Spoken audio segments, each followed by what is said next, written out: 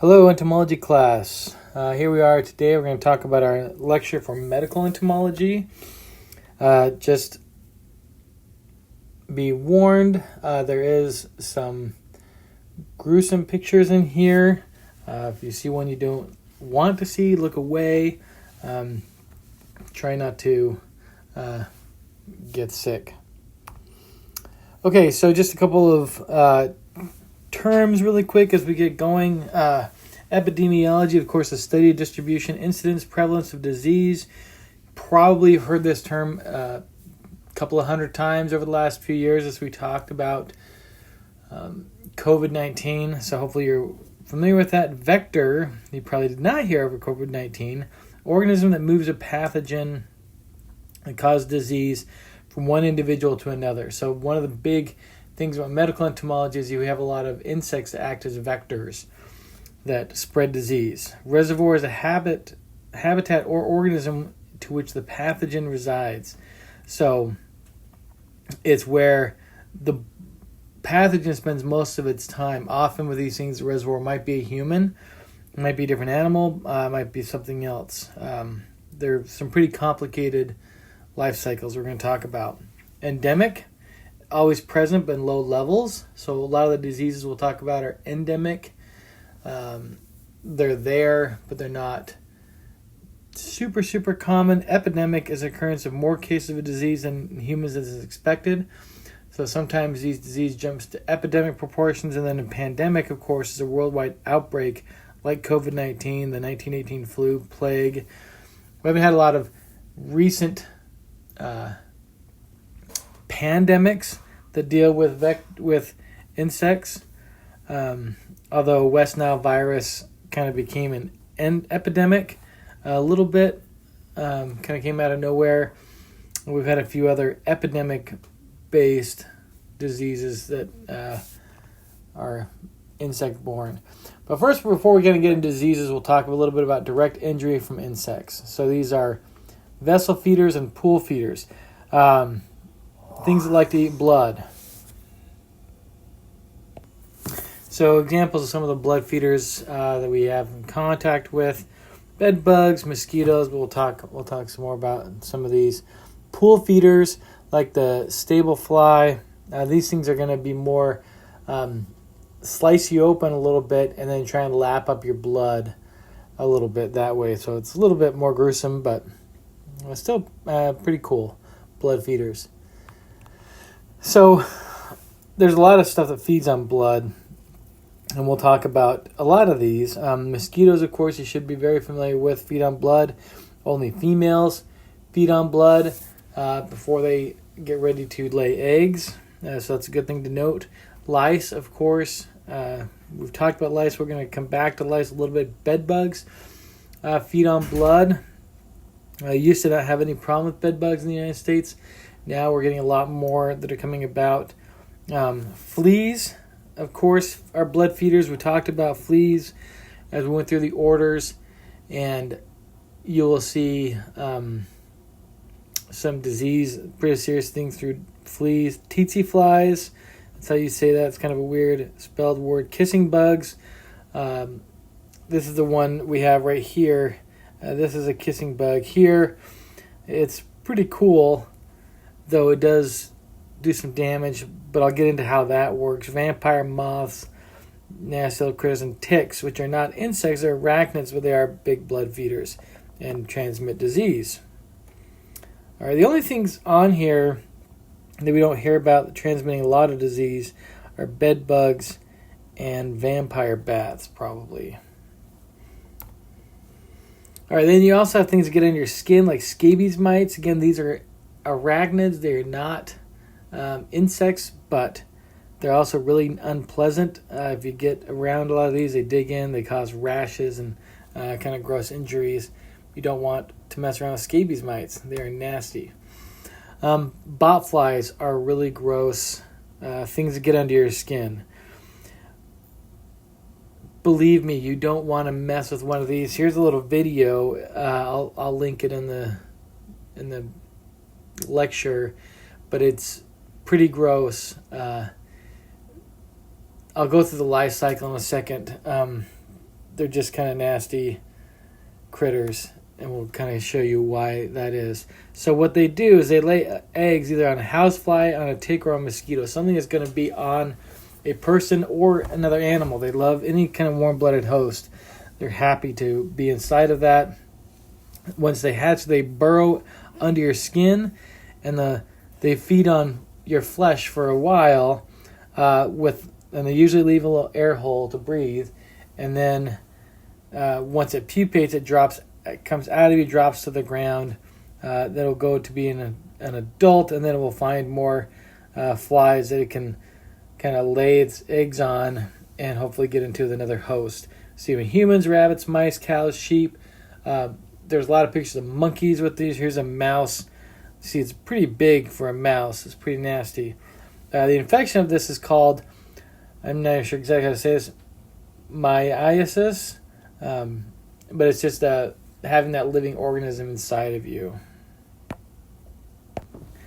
So I just went through it, but here's kind of the life cycle, as you can see here. So eggs are on a bloodsucker or a housefly.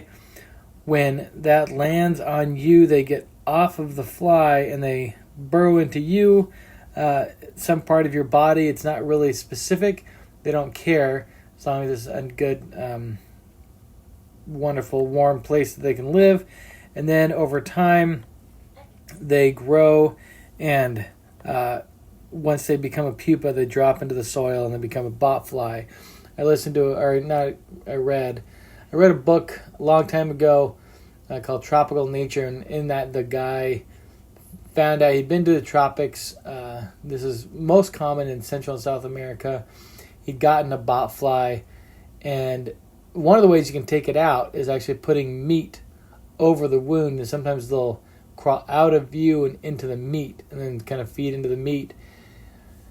It's kind of gross, but it's one way to get rid of it. You can have it extracted by doctors. We'll see from the next image. Or you can just let it take its course. And this guy's like, I'm just going to let it take its course and see what happens. And I remember it crawled out of his head during a baseball game or something like that. It was pretty nasty. Pretty nasty stuff. So the next picture, not for the faint-hearted, but here we go.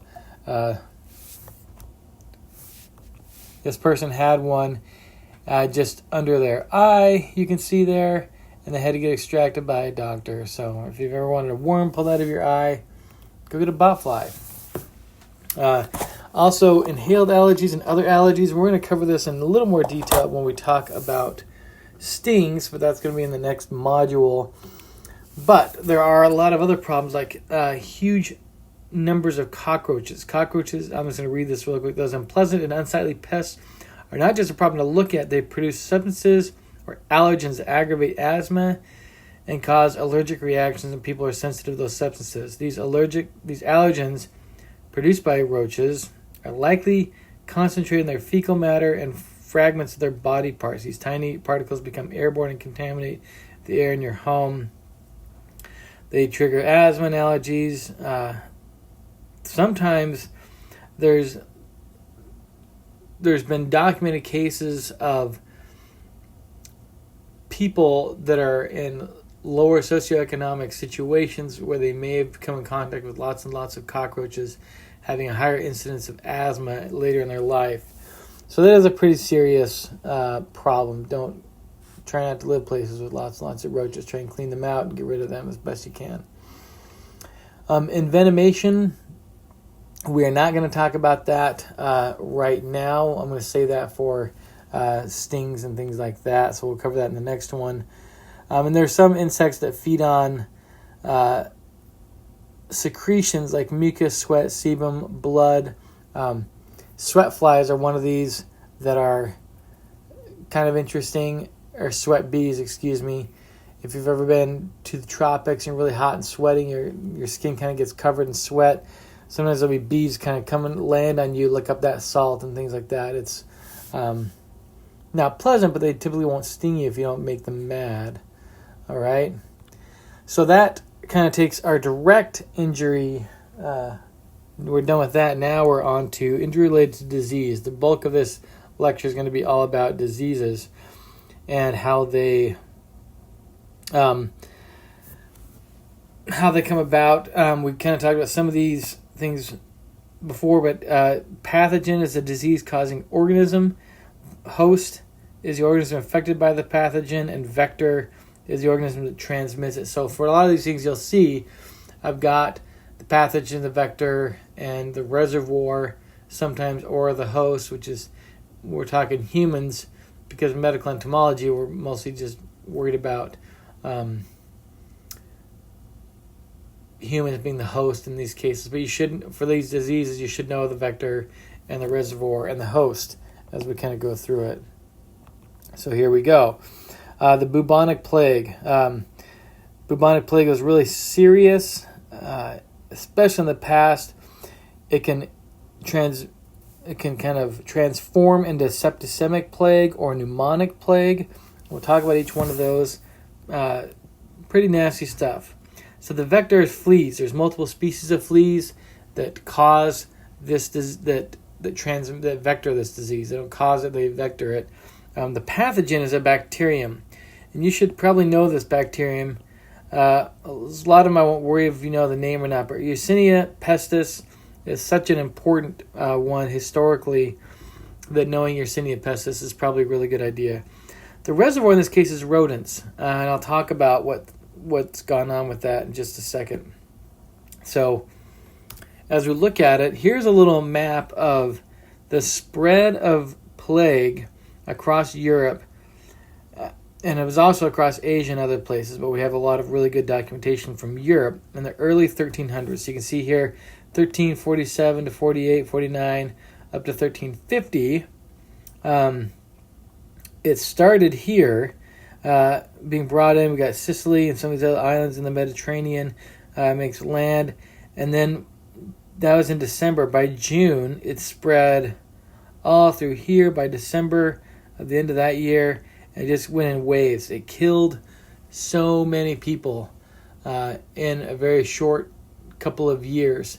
Some estimates put it over 25 million people. Actually caused the total population of the planet to drop significantly in a short period of time. I kind of get ahead of myself a little bit here, but it was a very, very serious plague. And what was happening is it had this major outbreak, and that outbreak was killing all the rats because it was so heavy. Well, let's see.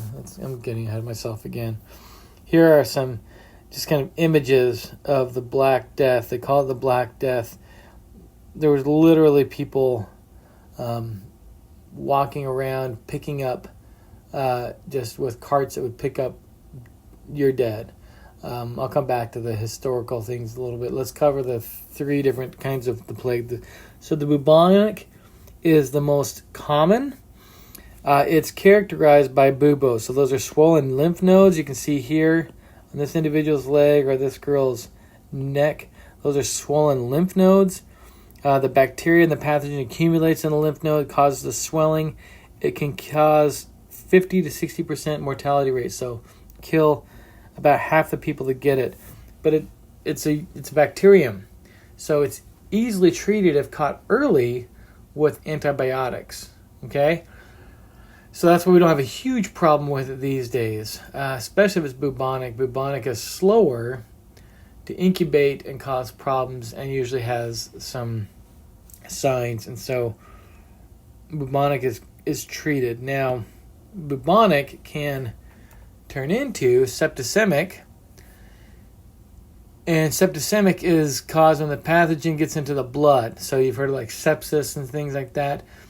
This can be really bad. It can it causes death of tissue in the extremities. It blocks off blood. It builds up in the extremities, and it's nearly always fatal within 24 hours of it kind of turning into septicemic plague. It's pretty bad news. And we had a picture of this when we talked fleas. Another guy that had septicemic plague. It's pretty bad. The pneumonic plague is also really pretty bad. It can happen. It can come from bubonic plague or septicemic plague, but when it moves into the respiratory system, It can become airborne, and you can infect other people by coughing. So this is one that can be transmitted very easily. Normally, it has to be transmitted with a flea, but in pneumonic, if somebody gets it into their lungs, they can cough it onto somebody, which is also pretty bad. You can see pneumonia, high fever, chills, cough, nearly always fatal, about 36 hours till death. So we do have a few instances of plague in the United States every year. It's pretty rare and it's treatable, usually in the American Southwest.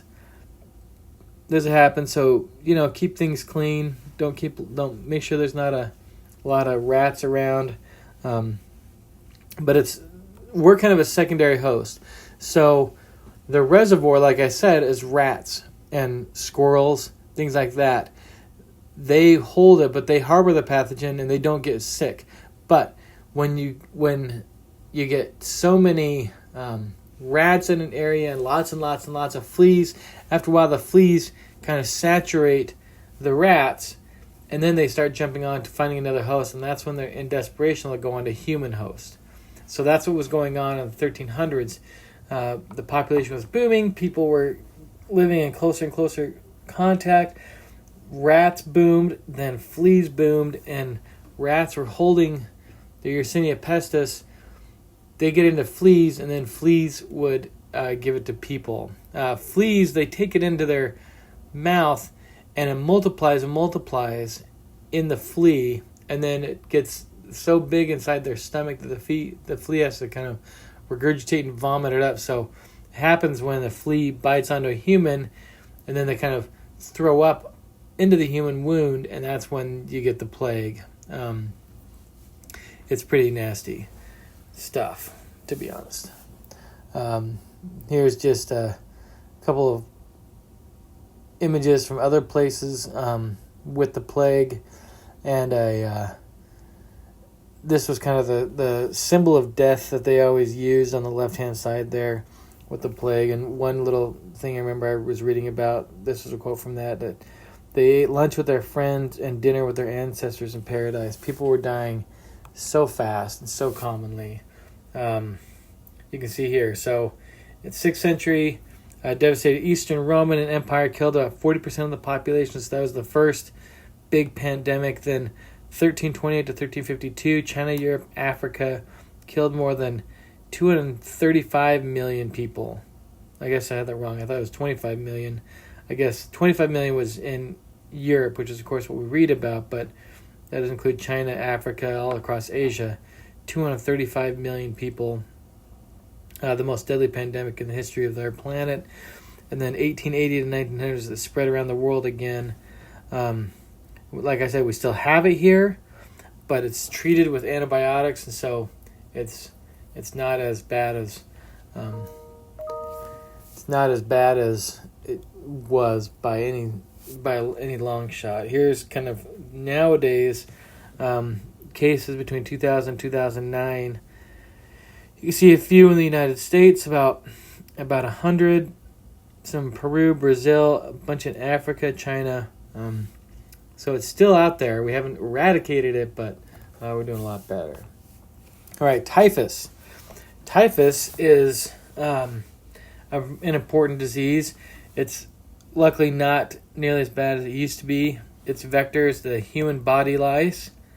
All right, as we have wonderfully pictured right here.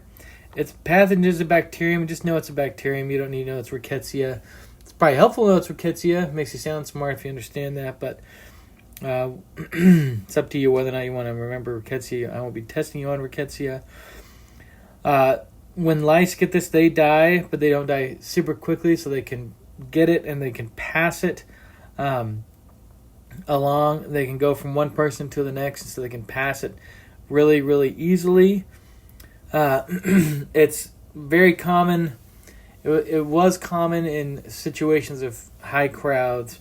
We'll talk about that. It used to be called trench fever. It's been really bad in a number of different wars. Symptoms, you got fever, rash, disorientation, and death between 1 and 20% of individuals. Just kind of due to the fever. due to inability for medication and health care when it was really, really bad. So here, as we look at it, thrives in crowds and unsanitary conditions. Like I said, it's called trench fever during the wars. Lots and lots of individuals really close together in terribly unsanitary circumstances, or on crowded ships. They just pass, because you're passing the lice back and forth so easily. Control a shower often, wash your clothes, bed linens. Just make sure you don't get lice. That's the number one thing. And there's a vaccine for it. It's killed. Oops, I went the wrong way. Where are we going? Here we go. It killed more people during World War I than all the battles combined. That's how bad typhus was. And this is a very interesting graph if you look at it. So this is Napoleon's march to Moscow. So you can see here, when he started, he had 460,000 men. And you can see this getting smaller and smaller, invaded Moscow, returned back to France, returned back with 6,000 men, almost all of those dying because of typhus in these terrible, terrible conditions that they were in. So it's been a really important disease, especially during wars over the past hundreds of years. There's three hosts, humans host three species of lice. It's the body lice. It's Pediculus humanicus corporis that we typically have that's passing back and forth. Typhus, we also have head lice and pubic lice, and we talked about those two a little bit in our discussion on lice. Pubic lice being a sexually transmitted lice, and then head lice just being the one that kids always bring home from school. It's nasty and disgusting. The other ones, well, kids obviously don't get pubic lice. Body lice is not that difficult to get rid of because there's not near as thick and dense hair, and you wash your clothes and stuff, you're probably going to be okay. Okay, malaria is another really, really important one.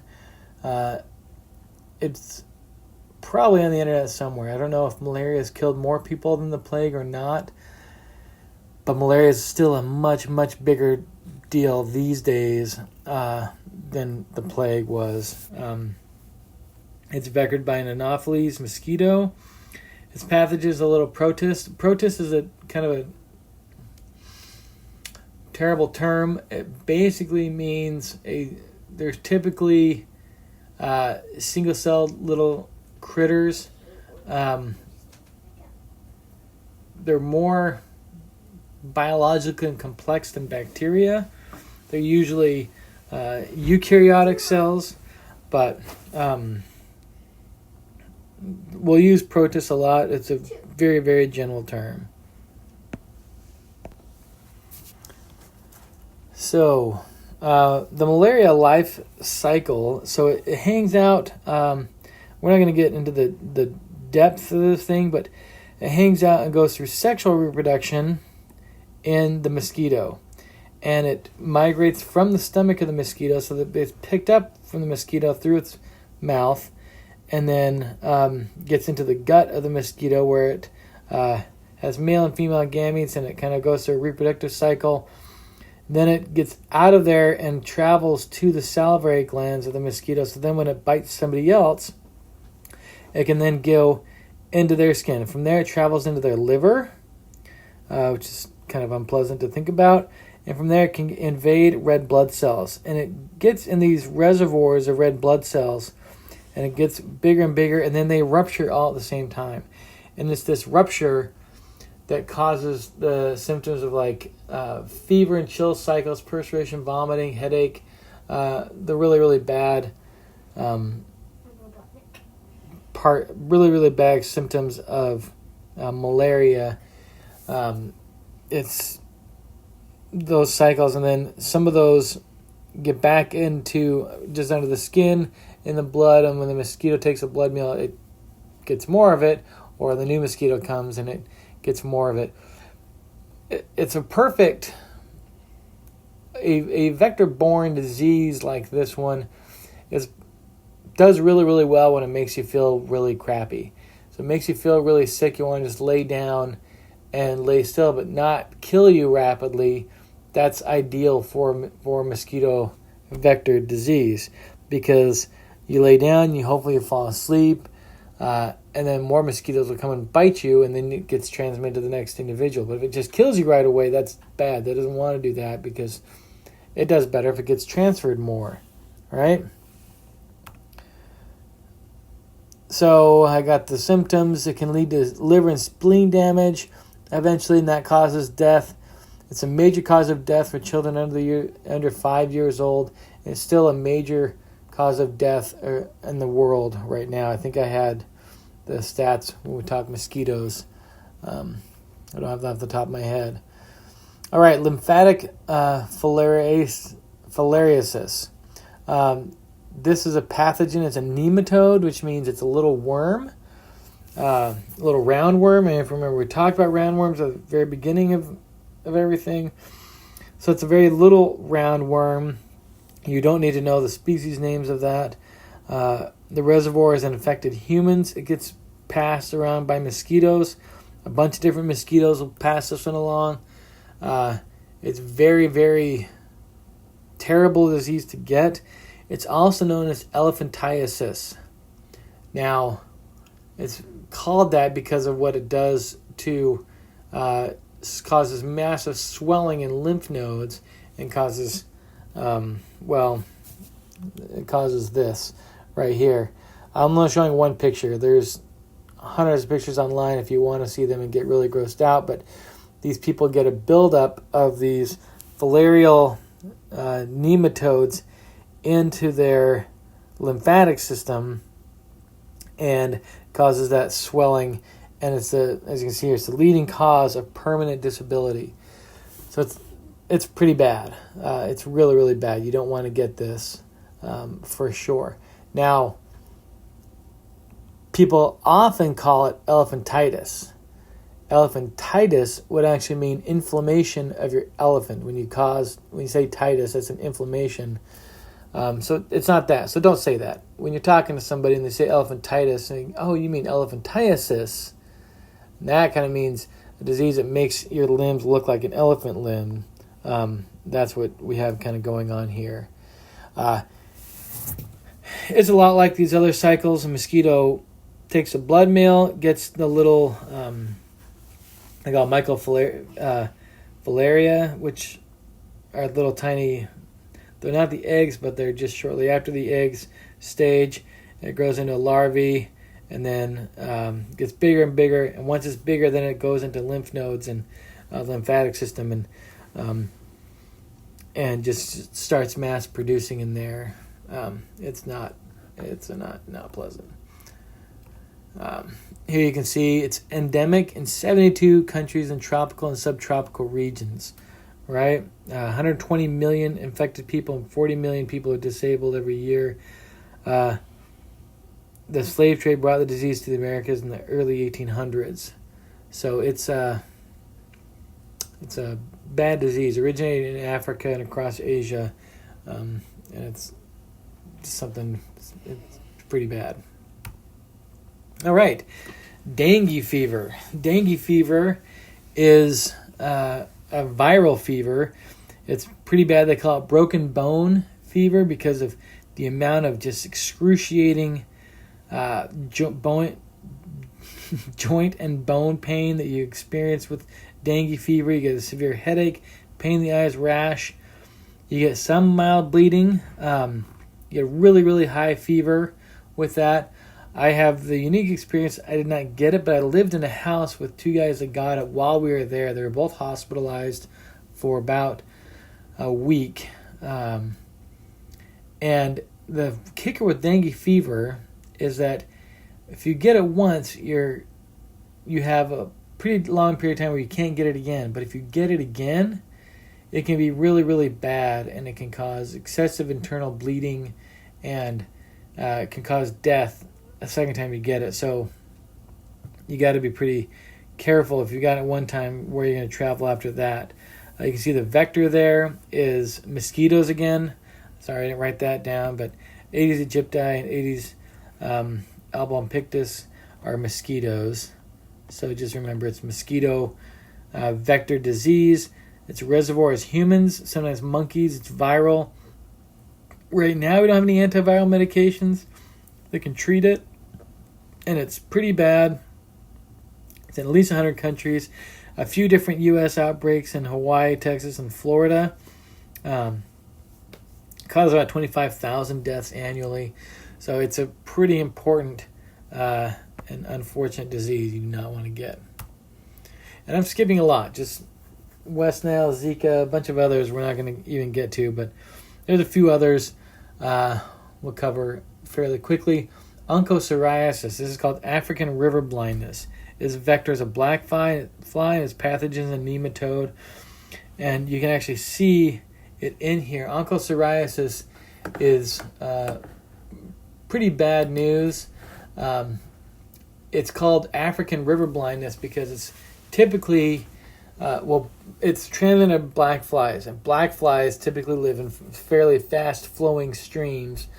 They like well-oxygenated, fast-flowing streams. So people that live near these rivers in Africa are the ones that are most likely to get it.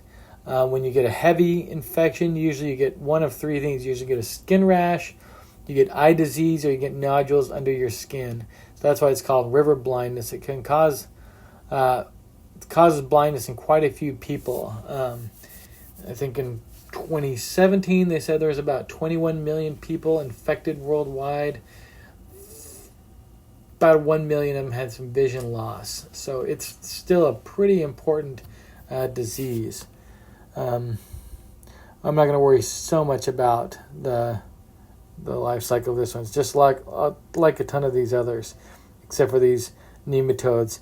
Often will get right under your skin or get into your eyes. And that's not very pleasant. All right, Lyme disease. This is a very important one because we get it here. Lyme disease is going to happen almost exclusively from the adult ticks, right? There's little baby ticks, medium-sized ticks, slightly bigger. The adults ones are a reservoir that hold on to the bacteria. So the pathogen is a bacterium. It's actually also Rickettsia bacteria. The vector is the deer tick. Deers are reservoirs. Humans can be reservoirs. Other mammals can be. It's pretty bad disease, not one that you want to get. But it can be treated with antibiotics if you catch it fast. Here are the reported cases of Lyme disease in 2016. You can see here, this is, this right here is Erie, Pennsylvania, and Presque Isle. It was quite common here. This is what I don't get. Massachusetts has almost 0 cases. When I lived in Massachusetts, I got it, and both of my daughters got it. We're in the woods a lot. We're playing outside a lot. And we all three got it. So I'm not sure why in 2016 they didn't have any reported cases, but you can see Pennsylvania had loads of reported cases, and a lot of other in the Great Lakes region had some reported cases. Its telltale sign is the, I can get it there we go, the bullseye rash. My daughter, she was really sick. We took her to the doctor. We were trying all sorts of different things. She was like 3, I think, at the time. And then we couldn't figure out what was going on. And then she had her shirt off for a test. And the doctor saw on the back she had a rash that it kind of looked like, I called it like an Australia-shaped rash. That's a pretty bad picture of Australia. It kind of looked like Australia. It did not look like a great bullseye, but the doctor at that point saw it. It's like, oh boy, I see it, and that is definitely Lyme's disease. So, treated with antibiotics, and she got better, so that was good. And like I said, my other daughter got it at one point in time, and I got it as well. My advisor, my boss in grad school, he got it, but didn't realize he got it for about 6 months and got pretty sick. All of his joints were hurting really, really bad, and couldn't figure out why. And finally, they realized he had Lyme disease for months. Antibiotics helped out dramatically, but sometimes if you get it that long, there's nothing you can do. It can be pretty bad. Our next disease is leishmaniasis. It's a skin-destroying disease. It's pretty bad. It's vectored by a sandfly. The sandfly and its pathogen is a protist. You can see here some of the damage from leishmaniasis. It's fairly gross. Gotta be careful of that. Here are most places that it's found. Highly endemic countries: Middle East, Brazil, and Peru. We'll kind of just leave it at that. We're kind of dragging on here. The tsetse fly, an African sleeping sickness. This one's pretty bad. It is also caused by a protist. It's vectored by the tsetse fly, which is a blood feeder. It's found only in sub-Saharan Africa. It's not as big as some of these others.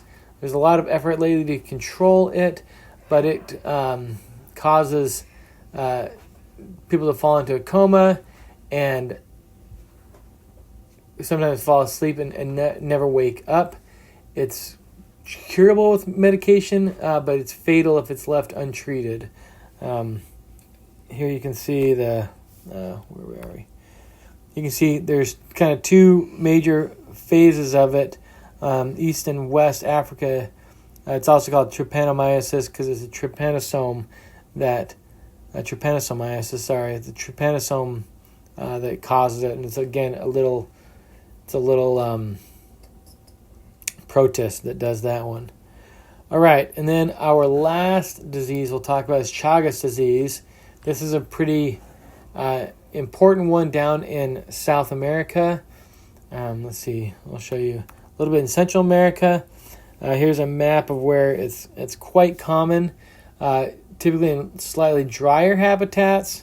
And this is the kissing bug that gives it. And so this kissing bug, it loves to live in thatch of little huts that people have, and then it crawls out at night, and it typically bites people right around their mouth, and that's how it gets its name, the kissing bug, because there's lots of blood vessels and stuff there, so it gets the best blood meal it can there right around the mouth. All right, so like I said, it hides during the day, feeds at night. It feeds for 8 to 15 minutes every few weeks.